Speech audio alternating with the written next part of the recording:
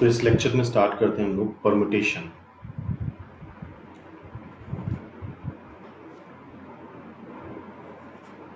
Permutation means होता है arrangement.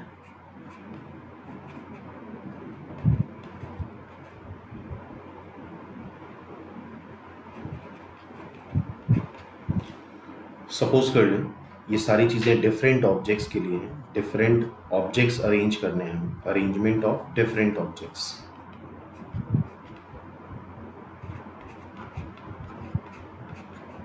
जैसे स्टूडेंट्स को एक रो में अरेंज करना है तो स्टूडेंट्स आर डिफरेंट, तो out of n different objects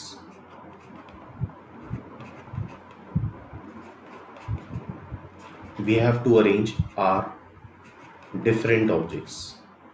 n different objects से सेलेक्ट करेंगे तो ऑब्वियसली जो r आएंगे उनमें से वो डिफरेंट ही होंगे। तो इसका एक्चुअल तरीका तो ये होता है NCR जो कि एसेंशियल फॉर्मूला है, पहले तो r सेलेक्ट करे जाएंगे, पहले सिलेक्शन होता है, उसके बाद r चीज़ों को एक रो में अरेंज करने के r फैक्टोरियल। सपोज कर लेते हैं r इज लाइक 10 बॉयज में से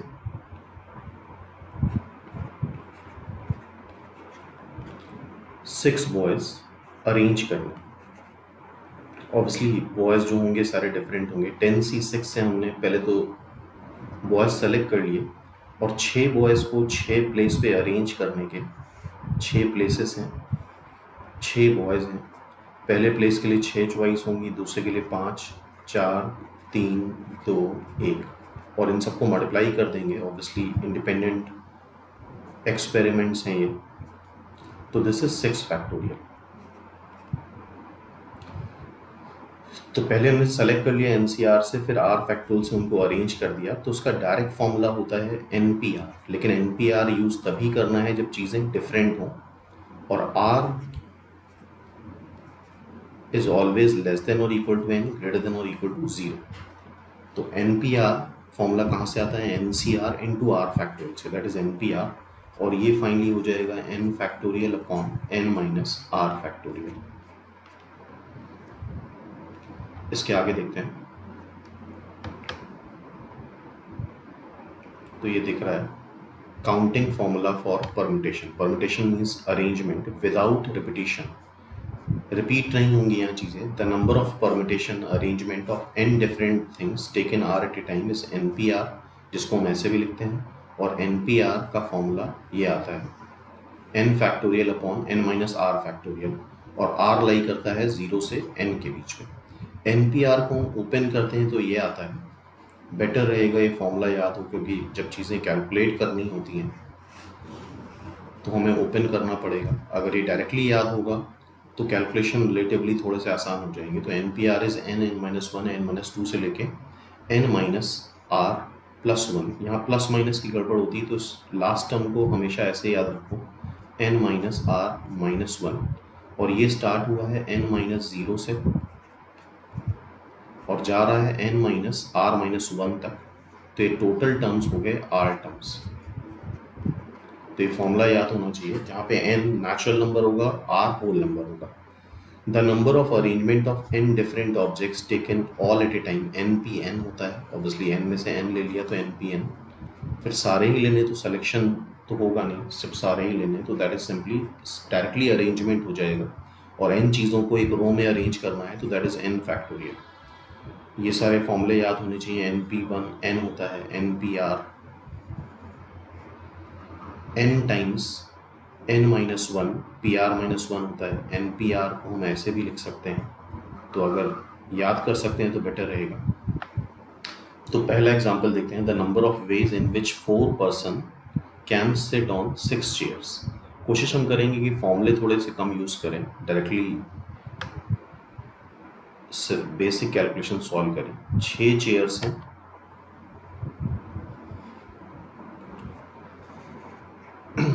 1 2 3 4 5, 1 2 3 4 5 6। चेयर्स ज़्यादा है, पर्सन कम है। हमारा काम है पर्सन्स को बैठालना, तो तो हमारा काम क्या है, 4 पर्सन्स को बैठालना हमारा काम है। They can sit on 6 chair.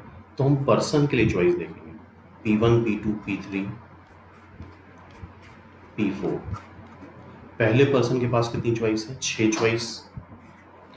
एक वो जाके बैठ जाएगा किसी भी चेयर पे, तो अब चेयर कितनी बची, 5। दूसरे पर्सन के पास 5 चॉइस, तीसरे के पास 4, चौथे के पास 3, और ऑब्वियसली इनको क्या करेंगे, मल्टीप्लाई कर देंगे। तो ये बेसिक कैलकुलेशन हो गया, फंडामेंटल प्रिंसिपल है, प्रिंसिपल ऑफ मल्टीप्लिकेशन प्रिंसिपल। तो अगर हमें NPR नहीं भी पता होता तो भी हम ये क्वेश्चंस कर लेते हैं, और फॉर्मूले पे जितनी कम डिपेंडेंसी होगी उतना अच्छा रहेगा।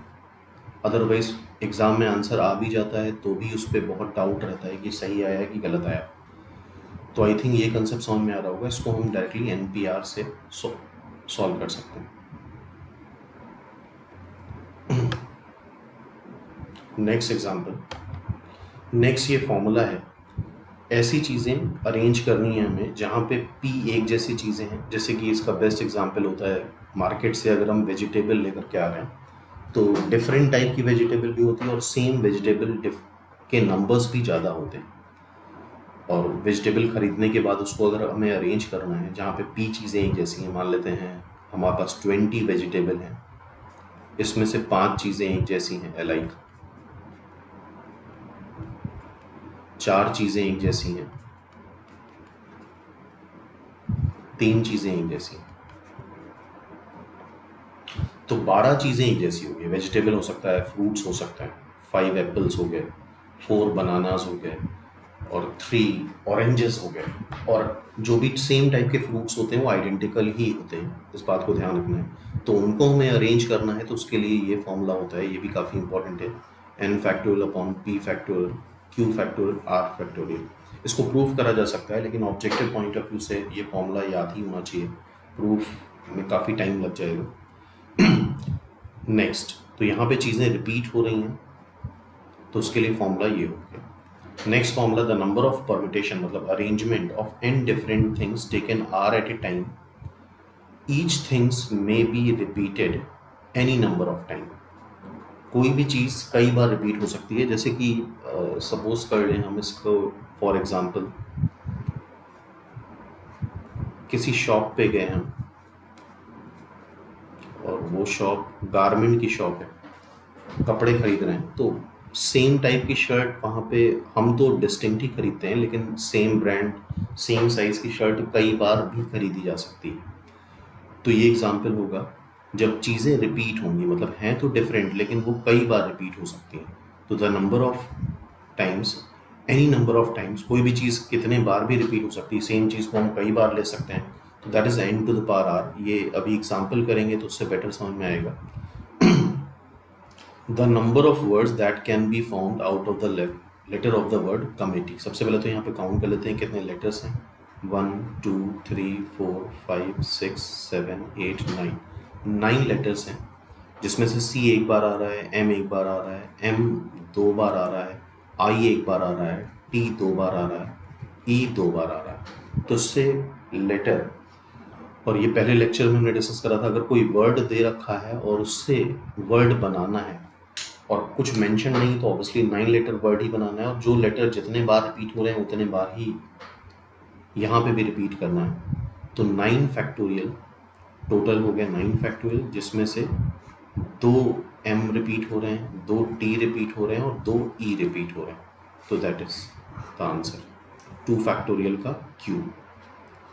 और यहाँ पे हमने ये फॉर्मूला लगा दिया जब चीज़ें रिपीट हो गई।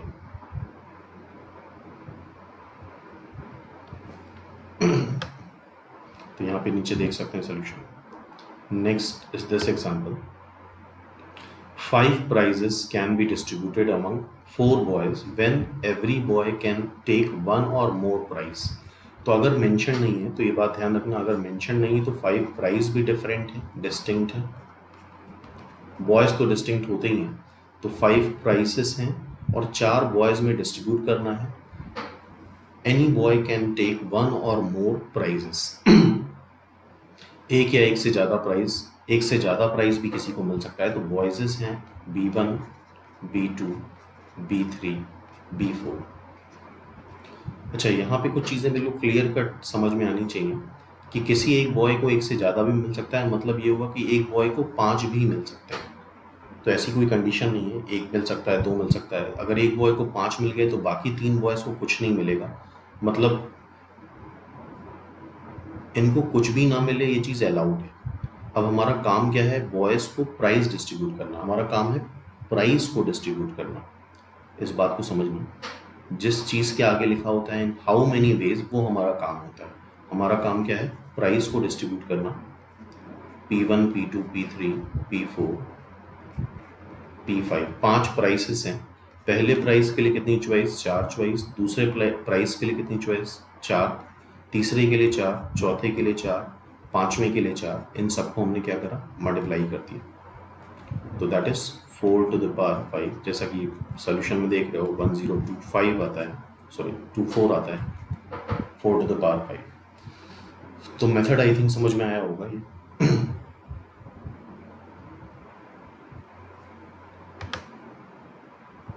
नेक्स्ट, अच्छा ये कुछ फॉर्मूले लिखे हैं, चाहो तो उसको नोट कर सकते हो, लेकिन अभी हम जितने भी क्वेश्चन सॉल्व करेंगे इस तरह के फॉर्मूले याद करने को याद कर सकते हो, लेकिन बहुत ज़्यादा फॉर्मूले याद करने में फिर कन्फ्यूजन पड़ता है। तो बिना ये फॉर्मूले याद करे हम आगे जितने भी क्वेश्चंस हैं बिना इन फॉर्मूले के करेंगे। स्क्रीन पॉज करके चाहो तो नोट करना, नोट कर सकते हो। डिफरेंट केसेस पे ये फॉर्मूले बना दिए गए।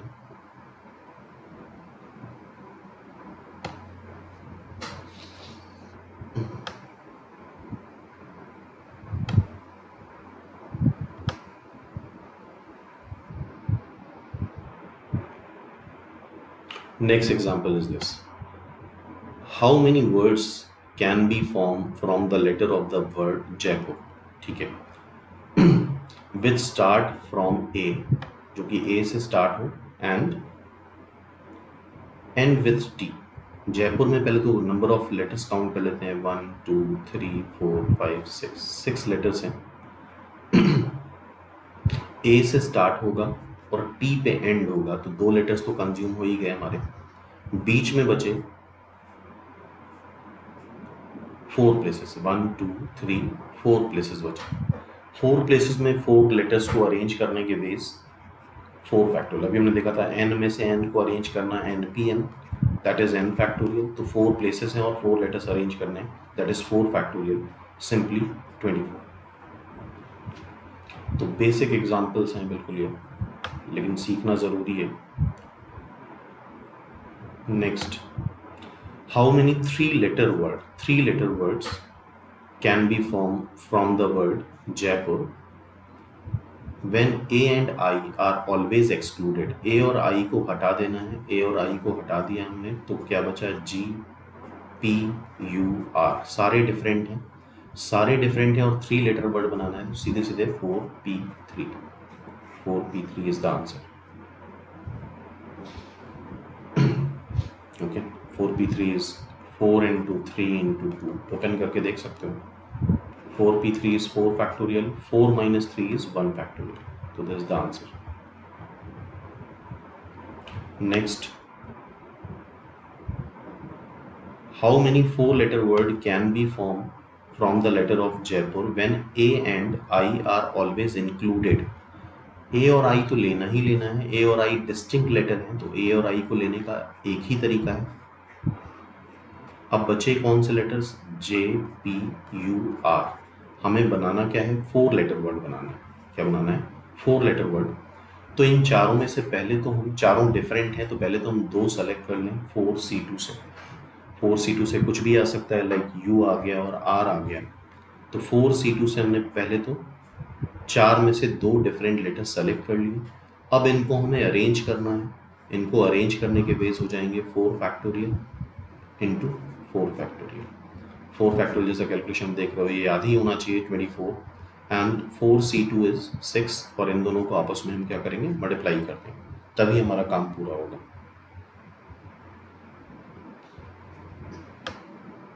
नेक्स्ट,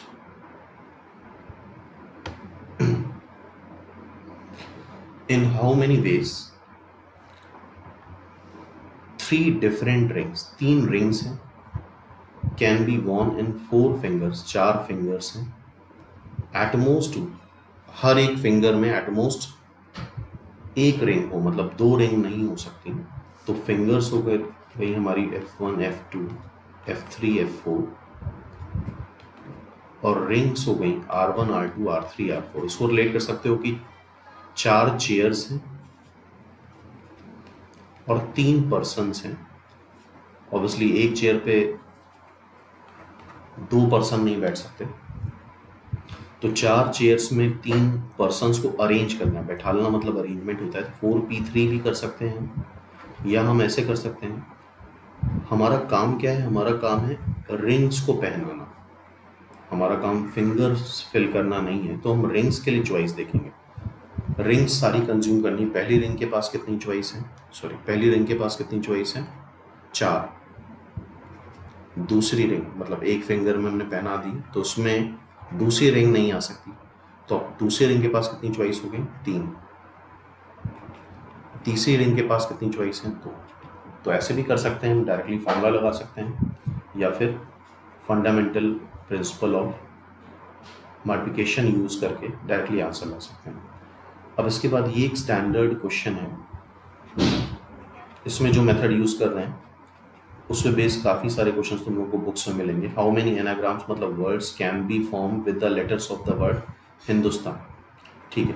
अच्छा, कई बार ऐसा भी होता है यहाँ पे कुछ कॉमन वर्ड दे दिया और उसकी जानबूझ के स्पेलिंग गलत कर दी, तो हमें स्पेलिंग सही नहीं करनी है, जो भी लिखा हुआ है उसी से ही बनाना है। तो हिंदुस्तान में कितने लेटर्स हैं देख लेते हैं। 1 2 3 4 5 6 7 8 9 9 लेटर्स हैं। और क्या कुछ रिपीट हो रहा है हिंदुस्तान में? H एक बार आ रहा है, I भी एक बार आ रहा है, N 2 बार आ रहा है, D एक बार आ रहा है, U एक बार आ रहा है, S एक बार आ रहा है, T एक बार आ रहा है, एंड N भी एक बार आ रहा है। ओके, तो टोटल 9 लेटर्स हैं, 9 फैक्टोरियल, और जो रिपीट हो रहा है डिवाइड बाई 2 फैक्टोरियल कर दिया। This the answer, simple. How many anagrams मतलब word begin and end with vowel. Hindustan में हम देखते हैं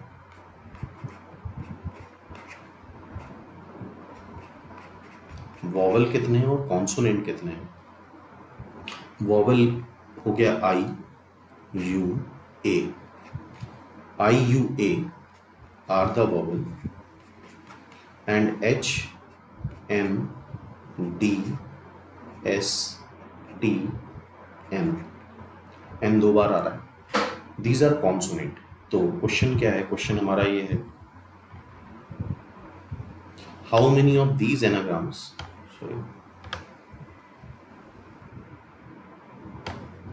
begin and end with vowel, मतलब स्टार्टिंग भी वॉवल से हो और एंड भी वॉवल से हो। और कितने लेटर वर्ड बनाना है? ऑब्वियसली 9 लेटर वर्ड बनाना है। तो वॉवल यहाँ पे भी फिल करेंगे और लास्ट में भी वॉवल फिल करेंगे। तो यहाँ के लिए 3 चॉइस, 3 वॉवल्स हैं हमारे पास। यहाँ के लिए 2 चॉइस, और बीच में कितने प्लेसेस बचे? 7 प्लेसेस में 7 कॉन्सोनेंट्स अरेंज करने हैं हमें। और बाय द वे एक वॉवल भी बच जाएगा। लेट्स से हमने I और U फिक्स कर दिया, यहाँ पे I रख दिया, यहाँ U रख दिया, तो A भी इसमें इन्वॉल्व हो जाएगा। आप काउंट कर सकते हो 1 2 3 4 5 6 7। 7 लेटर्स में 2 बार N आ रहा है, बाकी सारे डिफरेंट हैं। तो 7 लेटर्स को 7 प्लेसेस में अरेंज करने के डायरेक्टली फॉर्मूला देख लेते हैं। 7 फैक्टोरियल डिवाइड बाई 2 फैक्टोरियल, तो it's answer is 3 into 7 factorial divided by 2 factorial into 2 simply. Next, C is the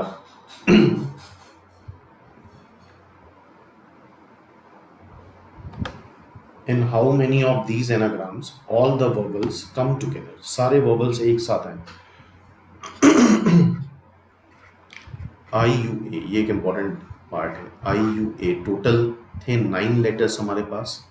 इनको एक लेटर, सिंगल लेटर मान लो एक साथ हमने इसको स्टिक कर दिया, चिपका दिया, या जब भी जाएंगे एक साथ जाएंगे। तो 9 में से 3 सब्ट्रैक्ट करें, 3 लेटर्स, 6 आया, और उसमें एक ऐड कर दिया क्योंकि ये इटसेल्फ एक लेटर है। तो टोटल हमारे पास हो गया 7 लेटर्स। इसके अलावा जो हमारे पास h 2 बार n था वो तो था ही, तो 7 लेटर्स को अरेंज करने के 7 फैक्टोरियल वेज, जबकि 2 बार n था तो 2 बार n है, जैसा कि ऊपर दिख रहा है n कितने बार आ रहा है, 2 बार आ रहा है, 2 टाइम्स आ रहा है। तो इस वजह से हमने क्या करा, 2 फैक्टोरियल से डिवाइड कर दिया और ये i u a आपस में अरेंज हो जाएंगे 3 फैक्टोरियल वेज से, तो into 3 factorial, this is the answer. Next type है how many of these anagrams none of the vowels come together. Vowel साथ में ना आए, ये भी बहुत इंपॉर्टेंट है। जब चीज़ें साथ में ना आए, जैसे इसमें आगे देखेंगे हम लोग बॉयज़ एंड गर्ल्स का भी एग्जाम्पल बनेगा, बॉयज़ एंड गर्ल्स। तो बहुत सारे क्वेश्चन हैं, इसी को स्टैंडर्ड मान के हम सॉल्व कर सकते हैं। तो 6 कॉन्सोनेंट हैं, वॉवल साथ में ना आए, तो इसमें हमेशा यही करते हैं, हमेशा ही करेंगे, इसके अलावा और कोई मेथड नहीं लगाना है। अगल बगल एम्प्टी स्पेस देके हमने कॉन्सोनेंट्स अरेंज कर लिए। अच्छा, इन कॉन्सोनेंट, ये कितने कॉन्सोनेंट थे, 6 कॉन्सोनेंट थे, जिसमें से 2 रिपीट हो रहे थे, 2n, तो 6 प्लेसेस पे 6 कॉन्सोनेंट अरेंज करने के 6 factorial divide by 2 factorial veg हो गया। अब प्लेसेस हमेशा 6 कॉन्सोनेंट हमने अरेंज करे हैं, हमेशा एक एम्प्टी स्पेस ज़्यादा आता है, इस तरह से 7 काउंट कर सकते हो, 1 2 3 4 5 6 7 प्लेसेस पे 3 वॉवल्स अरेंज करने हैं, तो दैट इज 7p3, या इसको हम बोल सकते हैं 7 प्लेसेस हैं, डिफरेंट सारे प्लेसेस हैं, और 3 चीज़ें हैं, 3 डिफरेंट ऑब्जेक्ट्स अरेंज करने हैं। तो पहले वॉवल के लिए 7 चॉइस, दूसरे वॉवल के लिए 6 चॉइस, तीसरे वॉवल के लिए 5 चॉइस। तो ये डायरेक्टली ये भी लगा सकते हो, 7p3 by the way solve करने पे यही आएगा। तो दिस इज़ द वे। लेकिन ये इंपॉर्टेंट है, जब चीज़ों को अलग अलग करना होता है तो हमेशा ही यही मेथड लगाएंगे। जिनको अलग अलग नहीं करना है उनको अगल बगल एम्प्टी स्पेस देके अरेंज कर देंगे। उसके बाद इन एम्प्टी स्पेस में जिनको हमें सेपरेट करना है उसको अरेंज करा जाएगा। नेक्स्ट पार्ट है, in how many of these anagrams do the verbals and consonant occupy same relative position. ये भी अच्छा एग्जाम्पल है। सेम रिलेटिव पोजीशन का मतलब क्या होता है, जैसे इसका मतलब ये हुआ कि पहले प्लेस पे कॉन्सोनेंट है, दूसरे प्लेस पे वॉवल है, तीसरे प्लेस पे कॉन्सोनेंट है, चौथे प्लेस पे कॉन्सोनेंट है, पांचवें प्लेस पे वॉवल है, छठे प्लेस पे कॉन्सोनेंट है, सातवें प्लेस पे कॉन्सोनेंट है, 8th प्लेस पे वॉवल है, इसको ऊपर लिख देते हैं, 8th प्लेस पे वॉवल है, एंड 9th प्लेस पे कॉन्सोनेंट है। जैसे एक पर्टिकुलर अरेंजमेंट हो गया बॉयज़ एंड गर्ल्स का, इसका मतलब जिस सीट नंबर पे गर्ल बैठेंगे वहाँ पे गर्ल ही बैठेगी, और जिस सीट नंबर पे बॉय बैठे हैं वहाँ पे बॉय ही बैठेंगे। लेकिन गर्ल्स आपस में अरेंज कर सकती हैं, जैसे कि 2nd place, 5th place, 8th place पे वॉवल आपस में इंटरचेंज कर सकते हैं। 1st, 3rd, 4th, 6th, 7th, 9th place पे आपस में कॉन्सोनेंट इंटरचेंज कर सकते हैं। तो सबसे पहले तो वॉवल्स डिफरेंट हैं, उनके लिए 3 प्लेसेस अलॉट हैं, 2nd, 5th and 8th। Vowels को अरेंज कर देते हैं 3 फैक्टोरियल वेज से। 6 प्लेसेस अलॉटेड हैं, 1st place, 3rd place, 4th place, 6th place, 7th place, 9th place पे कॉन्सोनेंट ही आएगा। और कॉन्सोनेंट में ध्यान रखना है 2 बार n आ रहा है, तो 6 प्लेस पे 6 कॉन्सोनेंट्स को अरेंज करना है, जिसमें 2 बार n आ रहा है, तो 2 फैक्टोरियल से इसको डिवाइड कर दिया जाता है simply. Next, the number of ways in which we can post 6 letters in 10 letter boxes। तो हमारा काम क्या है, लेटर्स को पोस्ट करना है। Number of ways can be posted. तो हम लेटर्स के लिए चॉइस देखेंगे। पहले लेटर के पास कितनी चॉइस है, 10 चॉइस। दूसरे लेटर के पास 10 चॉइस, ऑब्वियसली एक लेटर बॉक्स में सैकड़ों लेटर्स आ सकते हैं। तीसरे के पास 10, चौथे के पास 10, पांचवें के पास 10। और ये मल्टीप्लाई क्यों कर रहे हैं, आई थिंक ये बात समझ में आनी चाहिए, मल्टीप्लिकेशन प्रिंसिपल के लिए। और जिसको मल्टीप्लिकेशन प्रिंसिपल अभी भी नहीं समझ में आ रहा है तो डिस्क्रिप्शन बॉक्स में इसका लिंक मिल जाएगा, पार्ट 1, पार्ट 2, पार्ट 3 वीडियो का। तो वहाँ से फिर से एक बार देखने के बाद ये बात समझ में आ जाएगी क्यों मल्टीप्लाई किया जाता है। Next, how many signals can be made from 5? Obviously नहीं मेंशन्ड है तो ये डिफरेंट है। 5 flags out of 8 different colour flag. Flag banana is called arrangement. तो 8p5 is the answer. Simply 8p5 को हम कैलकुलेट कर सकते हैं, 8 factorial divide by 8 minus 5, 3 factorial, और इसकी वैल्यू निकाली जा सकती है, निकाल सकते हो। Next, in how many veg 6 person stand in a Q? एक लाइन में, एक रो में अरेंज करना है। तो पहले प्लेस के लिए 6 चॉइस, दूसरे प्लेस के लिए 5 चॉइस, तीसरे के लिए 4, चौथे के लिए 3, 2, 1। 6 factorial is the answer. Next, question number 7. It is required to seat 5 men and 4 women in a row so that women occupied even places. 5 men, तो पहले तो 9 places हैं, 9 लोगों को अरेंज करना है तो 9 places आएंगे। 5, 6, 7, 8, 9। यहाँ पे इवन प्लेसेस कौन से दिख रहे हैं? 2nd, 4th, 6th and 8th। 4 places हैं, 4 वुमेन्स को अरेंज करना है तो ऑब्वियसली 4 फैक्टोरियल। पहला जो काम, मेन कंडीशन यही थी कि वुमेन ऑक्युपाइड इवन प्लेस, तो जो मेन कंडीशन है उसको पहले मैथमेटिकली इन्वॉल्व करना है, और उसके बाद 5 प्लेसेस में 5 ऑड प्लेसेस बचे, उसमें 5 मेन को अरेंज करने के 5 factorials. Next, question number 8। 7 athletes participate in a race. In how many ways can win 3 prizes? 3 prizes हैं। हमारा काम क्या है? प्राइज को डिस्ट्रीब्यूट करना, first, second, third. First prize के लिए कितने दावेदार हैं?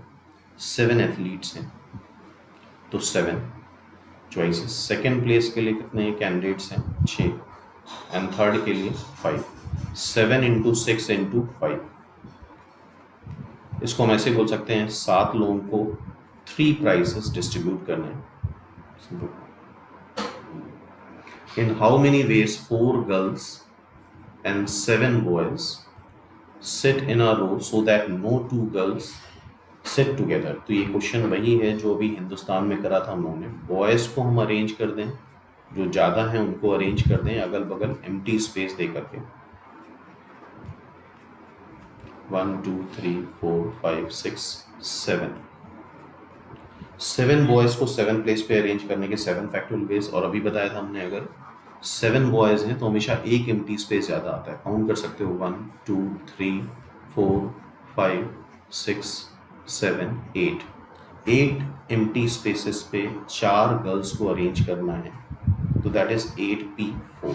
ऐसे भी कर सकते हैं, यहाँ पे हम ये बोल सकते थे कि 8 प्लेसेस हैं, 4 गर्ल हैं, 8 प्लेसेस हैं, सॉरी हमारा काम क्या है? गर्ल्स को अरेंज करना। तो गर्ल्स के लिए चॉइस देखी जाएगी, तो पहली गर्ल के पास 8 चॉइस, दूसरी गर्ल के पास 7 चॉइस, तीसरी के पास 6, देन 5। इस तरह से भी लिख सकते हैं 8p4 को।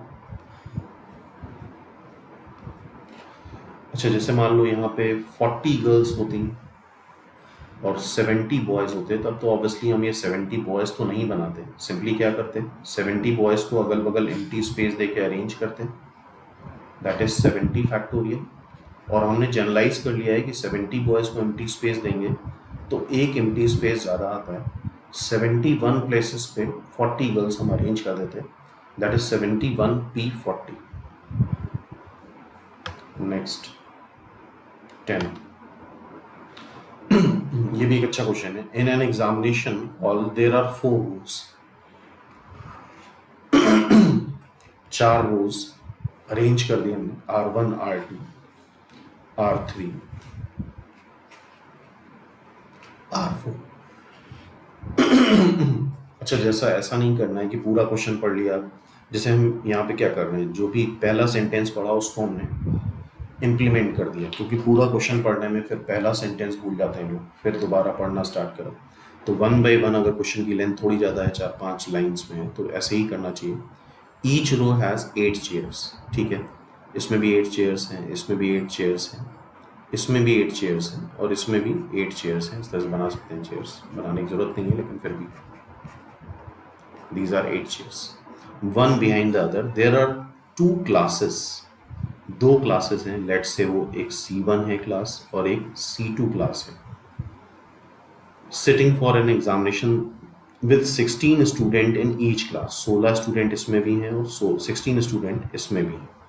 It is desired that in each row all students belongs to the same class. इसका मतलब क्या हुआ? इसका मतलब ये हुआ कि एक रो में सेम क्लास के ही स्टूडेंट बैठेंगे। इसका मतलब अगर इसमें C1 बैठा तो सारे स्टूडेंट C1 के ही आने चाहिए, ओके। C2 का कोई भी स्टूडेंट बीच में नहीं आ सकता। And no 2 adjacent rows are allotted to same class, ठीक है। इसका मतलब अगर इसमें C1 बैठा तो यहाँ C2 आना चाहिए, यहाँ C1 नहीं आ सकता, जैसा कि क्वेश्चन में मेंशन है। फिर यहाँ C2 आ गया तो यहाँ C1 आना चाहिए, फिर यहाँ C1 आ गया तो यहाँ C2 आना चाहिए। इस तरह से ऑल्टरनेट हो सकता है। या फिर ऐसा हो सकता है कि यहाँ C2 से स्टार्ट करें, फर्स्ट रो में C2 बैठा लें, फिर C1, then C2, then C1, और जहाँ पे और आता है वहाँ पे चीज़ें ऐड होती हैं। तो ठीक है, तो यहाँ पे करना ऐसे चाहिए कि पहले हम C1 के 16 स्टूडेंट एक साथ बैठा देते हैं। C1 में कितने स्टूडेंट्स हैं? 16। C1 में 16 स्टूडेंट हैं, 8 यहाँ बैठने हैं। तो जब कम स्टूडेंट होंगे, C1 में 16 स्टूडेंट हैं, 8 बैठने हैं, मतलब अरेंज करने हैं, तो इसको हम ऐसे करेंगे 16P8। तो 16 में से 8 स्टूडेंट को बैठाना है। तो ये बात बहुत इंपॉर्टेंट होती है, कौन से 8। हम स्टूडेंट्स के साथ बायस नहीं हो सकते, ऑल पॉसिबल वेज हमें बताने होते हैं। तो ये अपने आप ही यहाँ पे आ जाता है। 16C8 से हमने 8 सेलेक्ट करे और उनको 8 चेयर्स में बैठा दिया, 8 फैक्टोरियल, ओके। अब 8 स्टूडेंट तो C1 क्लास के यहाँ अरेंज हो गए। अब बचे कितने? 8 बचे, 8 स्टूडेंट को यहाँ पे अरेंज करने के वेज 8 फैक्टोरियल, तो इनटू 8 फैक्टोरियल, ओके, इनटू ये पूरा ही प्रोसेस करना होगा। इसके बाद C2 के 8 स्टूडेंट यहाँ बैठा लें, C2 से 8 निकाल लें, तो सिंपली हम क्या कर लें, इसको अलग कर दिया। इसको अगर हम मिला लें तो दिस इज 16P8। फिर से हम 16P8 लगा दें, यहाँ पे 8 स्टूडेंट C2 के बैठ गए और बचे 8 यहाँ पे 8 फैक्टोरियल से अरेंज हो जाएंगे, तो इनटू 8 फैक्टोरियल, ओके। और इनटू यही सेम प्रोसेस इसके लिए करना है। C2 C1 के नाम से फ़र्क नहीं पड़ता, कैलकुलेशन वही होगा, सेम चीज़ यहाँ पे आ जाएगी, प्लस करके दोबारा लिख देते हैं, प्लस 16P8 से हमने 8 स्टूडेंट R1 रो में बैठा दिए। अब 8 बचे स्टूडेंट, उसको हमें R3 रो में बैठाना है, तो that is 8 factorial into R2 रो में C1 के स्टूडेंट बैठा लें 8, 16P8। फिर जो बचे 8 वो R4 रोज में बैठा लें, तो इनटू 8 फैक्टोरियल। तो एक तरीका ये हो गया।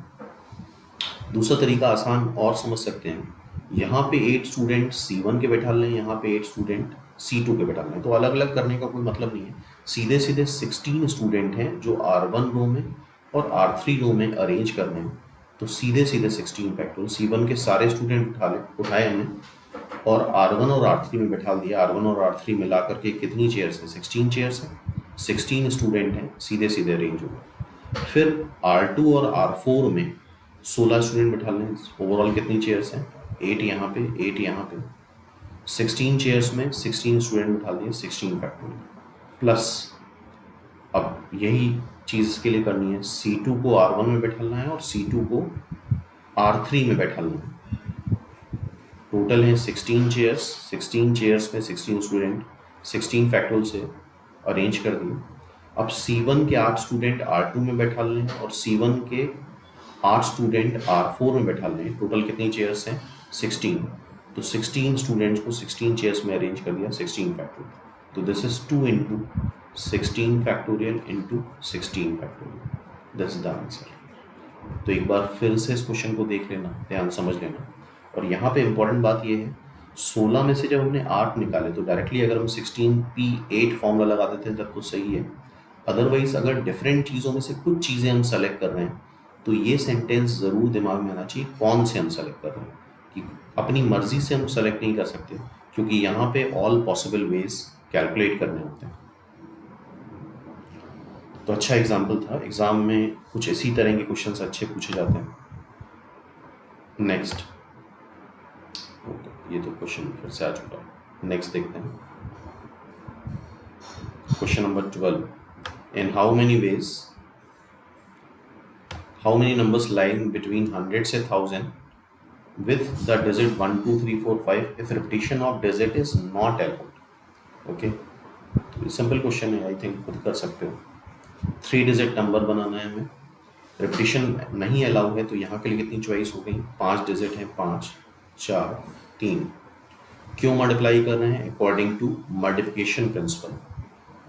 जिसको भी मल्टीप्लाई करने में डाउट है, फर्स्ट और सेकंड वीडियो ज़रूर से देख लेना, अदरवाइज फिर बहुत कंफ्यूजन रहेगा। 13 example, how many 4 digit number with all digits are distinct, सारी डिजिट्स डिस्टिंक्ट होनी चाहिए, ठीक है। डिजिट्स होती कितनी है, 0 से 9, 10 डिजिट्स होती हैं। पहले प्लेस पे 0 नहीं आ सकता तो 9 चॉइस, दूसरे प्लेस पे 0 आ सकता है, लेकिन लेट से अगर यहाँ 1 आ गया तो 1 हम हटा देंगे पिक्चर से, तो यहाँ के लिए भी 9 चॉइस। 2 डिजिट्स जो पहले और दूसरे प्लेस पे आ गई वो तीसरे प्लेस पे नहीं आ सकती। 3 डिजिट जो पहले दूसरे तीसरे प्लेस पे आ गई वो चौथे प्लेस पे नहीं आ सकती। तो 9 into 9 into 8 into 7 is the answer. Simple. अच्छा, यहाँ पे वो कंसेप्ट NPR वाला नहीं लग पाएगा, बिकॉज यहाँ पे हमें ध्यान देना है कि पहले प्लेस पे 0 नहीं आना चाहिए।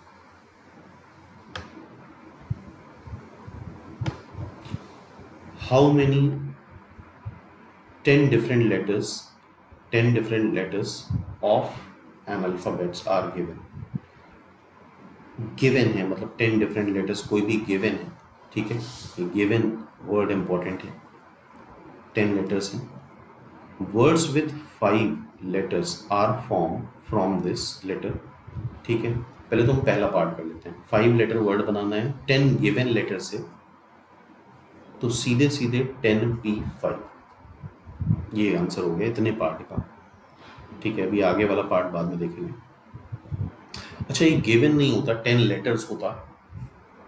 10 लेटर्स से हमें 5 लेटर वर्ड बनाना है, तो पहले तो 26 में से 10 लेटर हम सेलेक्ट करते, फिर सॉरी, ठीक है, थोड़ा सा डिफरेंट हो गया ये। मान लो 5 लेटर वर्ड बनाना है और लेटर्स गिवन नहीं है, तो 26 में से 5 लेटर्स हम सेलेक्ट करते और 5 फैक्टोरियल उसको अरेंज कर देते। अगर गिवन वर्ड यहाँ नहीं होता तो पहले हमारे दिमाग में यही आता कि वो 5 लेटर्स कौन से हैं। ये कौन वर्ड बहुत इंपॉर्टेंट है, तो हमेशा ध्यान रखना है। इस केस में तो गिवन है तो कोई प्रॉब्लम नहीं। 5 लेटर वर्ड बनाना है, determine the number of words which have at least 1 letter repeated. तो इसमें हमने कंसेप्ट बताया था एटलीस्ट 1 में रिपीट, 1 लेटर रिपीटेड में टोटल नंबर ऑफ वर्ड्स बना लें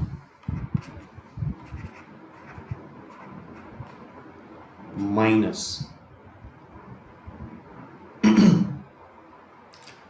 words when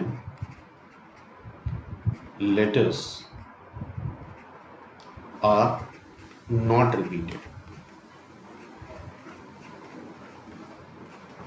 अब ध्यान से देखना है, total number of words 5 letter word बनाना है, और अगर कोई कंडीशन नहीं दे रखी है और 10 में से 5 लेना है, तो ध्यान रखना अगर कोई कंडीशन नहीं है, सारे वर्ड बनाने हैं 5 लेटर, तो रिपीटिशन अलाउ होता है।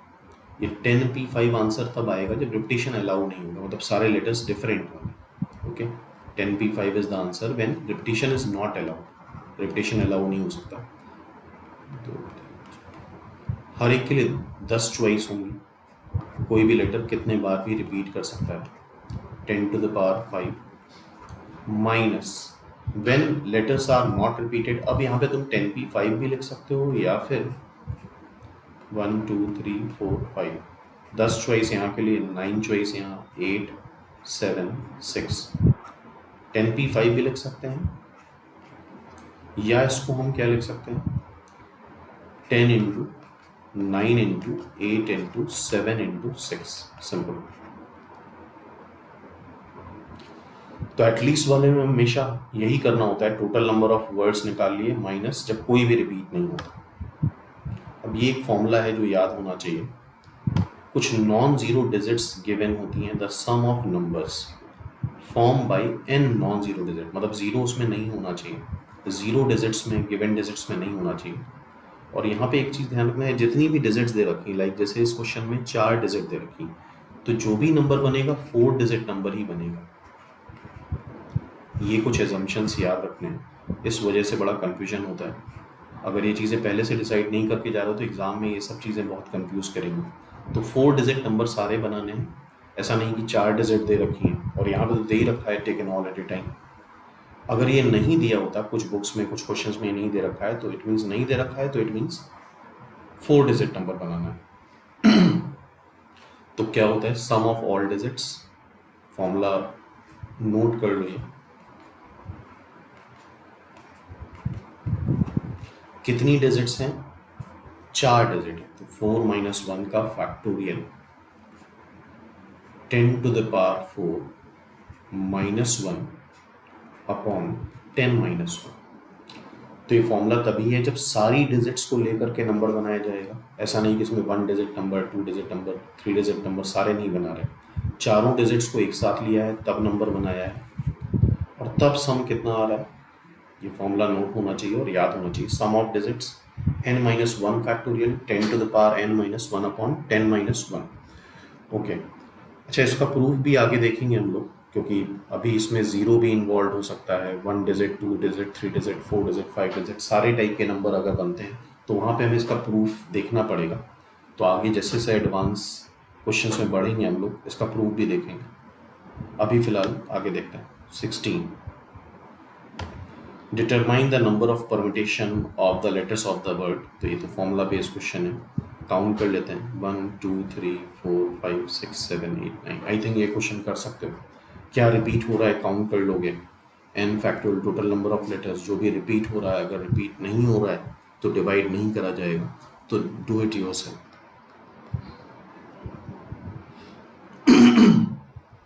17, find the number of permutation of the letters of the word daddy did a deadly deed. अब ये क्वेश्चन देख के लोग परेशान हो जाते हैं कि ये क्या अलग अलग लेटर्स हैं। ऐसा नहीं, इसका एक ही आंसर आएगा, ए ऑप्शन या बी ऑप्शन या सी ऑप्शन या डी ऑप्शन।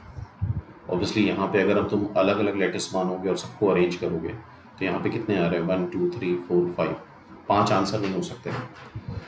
तो टोटल नंबर ऑफ लेटर्स यहाँ पे काउंट कर लेंगे सिंपली हम, फिर उसके बाद क्या करेंगे, 1 2 3 4 5 6 7 8 9 10 11 12 13 14 15 16 17 18 19 लेटर्स काउंट कर लेना एक बार, हो सकता है काउंटिंग में कोई मिस्टेक करी हो। डी कितने बार आ रहा है, 1 2 3 4 5 6 7 8 9, 9 टाइम्स डी आ रहा है, दैट इज 9 फैक्टोरियल। ए कितने बार आ रहा है, 1 2 3, 3 फैक्टोरियल। वाई 1 2, 2 बार आ रहा है वाई। फिर आई देख लेते हैं, आई रिपीट नहीं हो रहा है। ए ऑलरेडी हम ए को काउंट कर चुके हैं। ई 3 बार आ रहा है, ई 3 टाइम्स। ए हो चुका है, डी हो चुका है, एल हो चुका है, वाई। एक बार कैलकुलेशन चेक कर लेना इसकी। तो आई थिंक ये क्वेश्चन खुद कर सकते हो, सिंपल क्वेश्चन है, फॉर्मूला बेस्ड क्वेश्चन है। बस कन्फ्यूजन ये था कि ये 5 लेटर्स नहीं, क्योंकि ऑब्जेक्टिव में एक ही आंसर होता है, 5 आंसर नहीं हो सकते, सिंपल बात है। 5 वर्ड्स नहीं।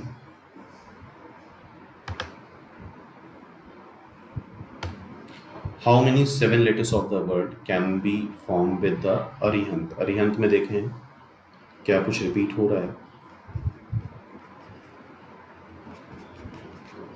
कुछ रिपीट नहीं हो रहा है। 1 2 3 4 5 6 7 ए रिपीट हो रहा है। तो फॉर्मूला लगा सकते हो 7 factorial divide by 2 factorial, simple. Next देखते हैं, how many permutation of the letters of the word triangle, how many of these will begin with T and end with A. Triangle पहले तो हम देख लेते हैं, क्या कुछ रिपीट हो रहा है?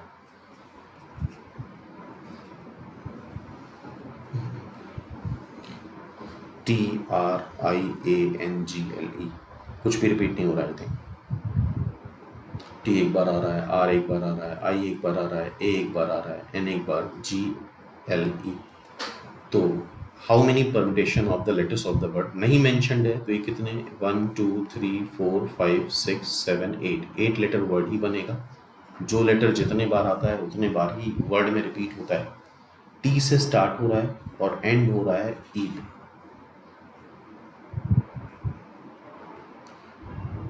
क्लियरली दे रखा है begin with T and end with E, और 6 फैक्टोरियल से बीच के सारे लेटर्स अरेंज हो जाएंगे। टी को यहाँ पे रखने का एक तरीका, ई को यहाँ पे रखने का एक तरीका। तो टोटल बेस कितने होंगे? ये 1 ले सकते हैं, ये 1 ले सकते हैं। 1 into 6 factorial into 1, that is 6 factorial, simple. How many words can be form with the word insurance be arrange so that vowels are never separated, मतलब वॉवल साथ में होने चाहिए। तो एक बार पूरा वर्ड हम देख लेते हैं, और ध्यान रखना अगर यहाँ पे एग्जामिनेशन में कोई स्पेलिंग मिस्टेक हो तो वो अपनी तरफ से नहीं सही करनी है। इंश्योरेंस एन 2 बार आ रहा है,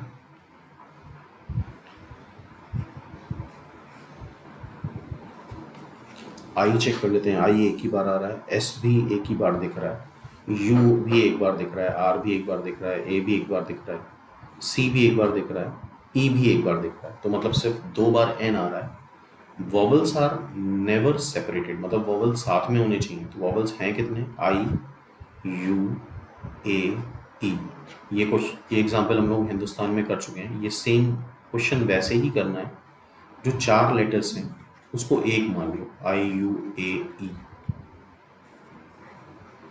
टोटल कितने काउंट करे थे हम लोगों ने? 1 2 3 4 5 6 7 8 9 लेटर्स में से 4 सब्ट्रैक्ट कर देंगे, 5 आया, और एक जोड़ देंगे बिकॉज ये इटसेल्फ एक लेटर कंप्लीट। तो टोटल लेटर्स हो गए 6 लेटर्स को अब अरेंज करना है, तो 6 फैक्टोरियल से अरेंज कर दिया। इसमें 2 टाइम्स एन 2 बार रिपीट हो रहा है, तो 2 फैक्टोरियल से डिवाइड कर दिया। और ये 4 वॉवल्स आपस में अरेंज हो जाएंगे कैसे? 4 फैक्टोरियल से, तो दैट इज 4 फैक्टोरियल। तो जब लेटर्स रिपीट होते हैं, जैसे यहाँ पे देख रहे हो एन 2 बार रिपीट हो रहा है, तो वो NPR वाला कंसेप्ट नहीं लगेगा। NPR हम तभी यूज करते हैं जब सब कुछ different. 23 how many word can be formed with the letters of the word Patliputra without changing the relative position of vowels and consonant? Patliputra।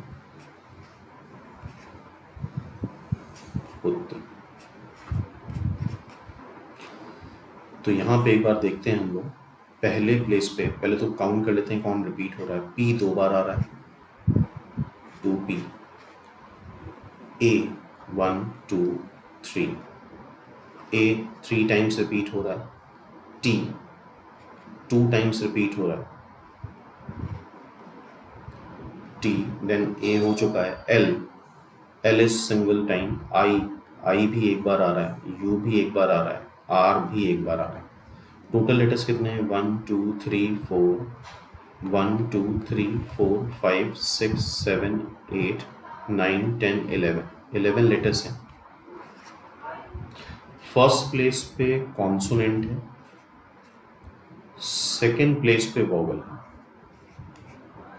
Third place पे कॉन्सोनेंट है, फोर्थ प्लेस पे वॉवल है, fifth place पे consonant है, sixth place पे vowel है, seventh place पे consonant है, 8th प्लेस पे वॉवल है, 9th प्लेस पे कॉन्सोनेंट है, 10th प्लेस पे कॉन्सोनेंट है और 11th प्लेस पे वॉवल है। तो आई थिंक ये हिंदुस्तान में हम लोगों ने करा था, जिस प्लेस पे कॉन्सोनेंट है वहाँ कॉन्सोनेंट ही रहेगा और जहाँ पे वॉवल है वहाँ पे वॉवल ही रहेंगे। तो कॉन्सोनेंट के लिए कितने आ रहे हैं, 1 2 3 4 5 6 प्लेस कॉन्सोनेंट्स के लिए आ रहे हैं। 6 प्लेस पे कॉन्सोनेंट्स को अरेंज करना है तो 6 फैक्टोरियल 1 2 3 4 5 6। ओके, अब देखते हैं कॉन्सोनेंट में रिपीट क्या हो रहा है। 2 बार पी आ रहा है, 2 बार टी आ रहा है, तो 2 फैक्टोरियल इनटू वॉवल्स कहाँ पे आ रहे हैं, वॉवल्स आ रहा है 3rd प्लेस पे 1 2 3 4 एंड 5 प्लेस पे वॉवल आ रहे हैं, तो 5 प्लेस पे हमने वॉवल्स 5 फैक्टोरियल से अरेंज कर दिया। अब इसमें रिपीट क्या हो रहा है, 3 टाइम्स ए, तो डिवाइड बाई 3 फैक्टोरियल, तो this is the answer.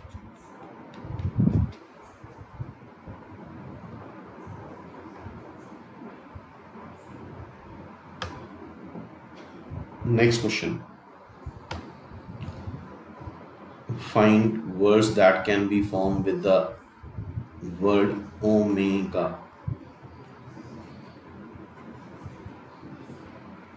Omega में कुछ रिपीट नहीं हो रहा है, ये वॉवल है, ये वॉवल है, ये वॉवल है। O and A occupying end place, O and A occupying end place, ठीक है, तो सिंपल है, सारे डिफरेंट आ रहे हैं। Omega, O and A occupying end place, तो एंड प्लेस पे हमने इसको फिक्स कर दिया। अच्छा, ये नहीं बोला गया कि ओ से स्टार्ट हो और ए पे एंड हो, बस ये बोला गया कि आखिरी प्लेस पे ओ और ए होने चाहिए। तो 3 फैक्टोरियल से तो बीच वाले अरेंज हो गए, पहला पार्ट कर रहे हैं, और ये दोनों आपस में इंटरचेंज कर सकते हैं 2 फैक्टोरियल से। तो ये छोटी छोटी बातें ध्यान रखनी है। एंड प्लेस बोला गया है, ये नहीं बोला गया है कि ओ से स्टार्ट होगा और ए पे एंड होगा। तो 3 फैक्टोरियल इंटू 2 फैक्टोरियल। नेक्स्ट, ई मिडिल में हो, ई बीच में हो, ये 5 लेटर वर्ड है, तो 2 लेटर यहाँ पे हो गया एंड 2 आर हियर। अब यहाँ पे गड़बड़ ये करते हैं लोग, 2 फैक्टोरियल से इसको अरेंज कर दिया, 2 फैक्टोरियल से इसको अरेंज कर दिया, ये नहीं करना, रॉन्ग है। क्योंकि कौन से 2 यहाँ पे अरेंज हो रहे हैं और कौन से 2 यहाँ पे अरेंज हो रहे हैं, ये नहीं करना है। हमारा काम क्या है, इन 4 प्लेस को, तो लेफ्ट और राइट में डिस्क्रिमिनेशन नहीं करना है, सीधे 4 प्लेस को फिल करना है, सीधे सीधे 4 फैक्टोरियल। ई फिक्स कर दिया, 4 प्लेस पे 4 लेटर्स अरेंज कर दिए, 4 factorial. Third, vowel occupying odd places, vowel occupying odd places, तो ये हो गया तुम्हारा पहला प्लेस। ओमेगा में देख लेते हैं, first place, second place, third place, fourth place, 5th place. Odd place मतलब फर्स्ट प्लेस पे वॉवल होना चाहिए, थर्ड प्लेस पे वॉवल होना चाहिए, और 3 वॉवल से ज़्यादा है तो और कोई चॉइस हो नहीं सकती। फर्स्ट, थर्ड, 5th प्लेस पे वॉवल हो गया, दैट इज 3 फैक्टोरियल, और 2 प्लेस पे कॉन्सोनेंट हो गया, दैट इज 2 फैक्टोरियल। 2 प्लेस पे कॉन्सोनेंट हो गया, that is 2 factorial. Then question number 25, vowels, sorry इसी में एक पार्ट रह गया, vowels being never together, vowel साथ में नहीं होने चाहिए। तो ये क्वेश्चन भी हम लोगों ने हिंदुस्तान में करा था, 3 वॉवल्स हैं, वॉवल साथ में ना हो, तो यहाँ पे चूंकि कॉन्सोनेंट 2 हैं और वॉवल 3 है, तो ऐसे नहीं चलेगा कि 2 कॉन्सोनेंट को अगल बगल एम्प्टी स्पेस देके अरेंज कर दिया। वैसे इस तरह से कर सकते हैं, लेकिन अगर 2 का डिफरेंस होता तो ये चीज़ नहीं हो पाती। मतलब अगर 4 वॉवल हैं और 2 कॉन्सोनेंट हैं, तब ये चीज़ नहीं हो सकती थी। अगर ऐसा होता तो देख रहे हो, 2 कॉन्सोनेंट को अरेंज करा तो हमारे पास सिर्फ 3 ही एम्प्टी स्पेस आ रहे हैं।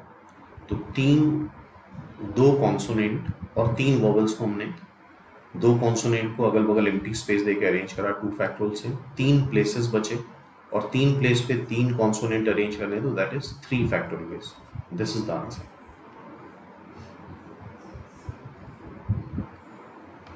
25। आई थिंक कुछ बात समझ में आ रही होगी कि कैसे अरेंज करना है, और ये सारे सब बेसिक क्वेश्चन ही चल रहे हैं, और बेसिक स्ट्रॉन्ग होगा तभी आगे मिक्स क्वेश्चन हम कर पाएंगे। How many words that can be form with the word letters of the word daughter, DAUGHTER।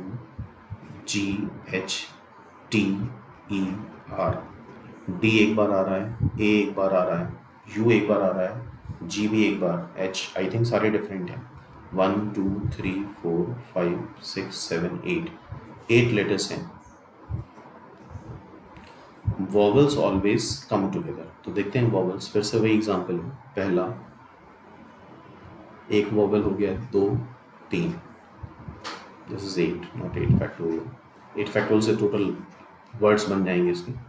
3 vowels को एक मान लेते हैं, तो इसमें से 3 सब्ट्रैक्ट कर दिया, एक जोड़ दिया, तो दिस इज फाइनली 6। सारे डिफरेंट हैं, तो 6 फैक्टोरियल से हमने इसको अरेंज कर दिया। और वॉवल्स कौन कौन से आ रहे हैं, ए यू ई, ये आपस में अरेंज हो जाएंगे 3 factorial base into 3 factorial. Second, vowels never come together. तो कॉन्सोनेंट कितने हैं, 3 वॉवल्स हैं, 8 लेटर्स हैं टोटल, 3 वॉवल्स हैं, तो 5 कॉन्सोनेंट बचे। तो वैसे ही करना है, 5 कॉन्सोनेंट को अगल बगल एम्प्टी स्पेस देके अरेंज कर दिया हमने। 1 2 3 4 5 डिफरेंट कॉन्सोनेंट है, तो 5 फैक्टोरियल से अरेंज हो गया। और ऑब्वियसली कितने एम्प्टी स्पेस बचते हैं, 6। 1 2 3 4 5 6 एम्प्टी स्पेस में 3 वॉवल्स अरेंज करने के 6p3 वे। सिंपल। अब आई थिंक बात समझ में आ गई होगी कैसे करना है। In how many ways 5 girls and 3 boys sit in a row, no 2 girls sit together. तो ये अपने आप कर सकते हो बाई थिंक। 5 बॉयज को अरेंज कर देंगे। अब इतना बनाने की भी जरूरत नहीं, 5 बॉयज को अरेंज कर दिया 5 फैक्टोरियल वेज, कितने एम्प्टी स्पेस आएंगे, 6p3। Simple is answer. Next, 5 children arrange in a row so that 2 of Shyam and Ram, नाम गिवन है, इट मीन्स ये पर्टिकुलर है, मतलब तुम्हें सेलेक्ट नहीं करना है। Always together, Ram and Shyam एक साथ ही बैठे, तो फिर से वही बात होगी, राम एंड श्याम को एक मान लें, एक साथ स्टिक कर दिया। 5 में से 2 राम एंड श्याम सब्ट्रैक्ट हुए, लेकिन इनको एक पर्सन माना हुआ है, तो ऐड करेंगे, टोटल 4 लोग हो गए। 4 लोगों को अरेंज करने के 4 factorial veg. Ram and Shyam को इंटरचेंज करेंगे 2 factorial veg. Second part, Ram and Shyam never together. अगर 2 लोग हैं तो ये काम चल जाता है। टोटल कितने केसेस आ रहे हैं, 5 चिल्ड्रन को अरेंज करने के, और इनमें से वो केस घटा दें जब राम एंड श्याम साथ में। लेकिन यहाँ पे एक बात इंपॉर्टेंट है, टोटल केसेस में से वो घटा दिए जब 2 लोग साथ में। लेकिन अगर ये चीज़ 3 में होती, लेट्स से मान लेते हैं राम, श्याम एंड विक्रम, 3 लोग होते और टोटल थे 6 लोग, P1 P2 P3 और कोई लोग हैं, तो टोटल हो जाते हैं 6 फैक्टोरियल बेस। इनमें से वो केसेस हम घटा देते, इसमें राम श्याम विक्रम एक साथ बैठते हैं, कितने आते वो, इन तीनों को एक मान लिया, तो टोटल हो गया 4 लोग। राम श्याम विक्रम आपस में इंटरचेंज कर रहे हैं 3 फैक्टोरियल बेस से। तो अगर ये क्वेश्चन सेकंड पार्ट में ये बनता कि राम श्याम विक्रम कोई भी साथ में ना बैठे हो, तो ये आंसर नहीं आता, क्योंकि यहाँ पे वो आंसर अभी इंक्लूड हो गया है। इसमें हमने सिर्फ वही घटाया है जिसमें 3 लोग साथ में, हमने वो नहीं घटाया जिसमें टोटल केसेस में वो केसेस भी आएंगे जब राम और श्याम साथ में होंगे, विक्रम अलग होगा। वो केसेस भी आएंगे जब श्याम और विक्रम साथ में होंगे, राम अलग होगा। और वो केसेस भी आएंगे जब राम और विक्रम साथ में होंगे और श्याम अलग होगा। तो अगर 3 लोग हैं तो ये प्रोसेस नहीं करना है, फिर हमें यही करना है कि जो बाकी 3 पर्सन है उसको अगल बगल एम्प्टी स्पेस देके अरेंज कर दिया।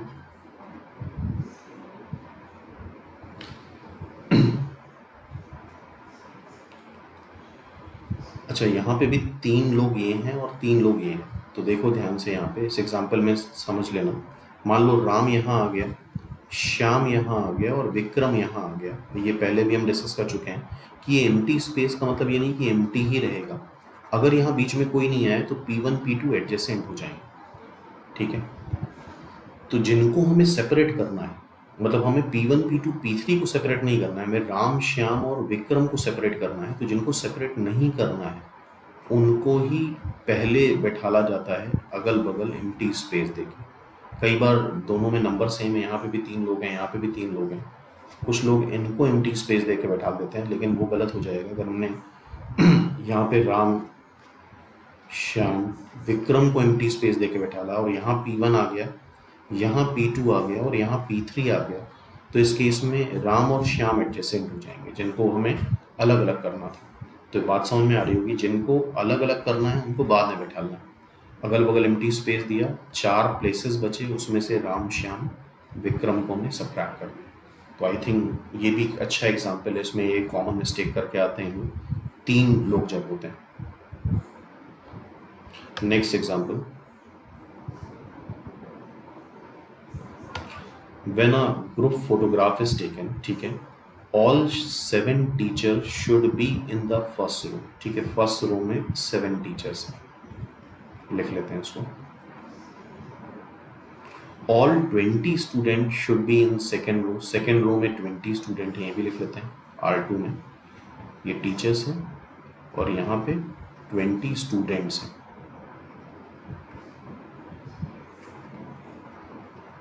ओके इतना हो गया। If 2 corner of the second row are reserve for the tallest, इस बात का ध्यान रखना, क्लास में जो भी टॉलेस्ट स्टूडेंट होंगे तो हमें सेलेक्ट नहीं करना है कि 20 में से 2 सेलेक्ट कर लिए और उनको टॉलेस्ट बना दिया, ये नहीं पॉसिबल है। जो टॉलेस्ट हैं वो पर्टिकुलर होंगे, तो एंड पे टॉलेस्ट स्टूडेंट 2 होंगे, T1 एंड T2।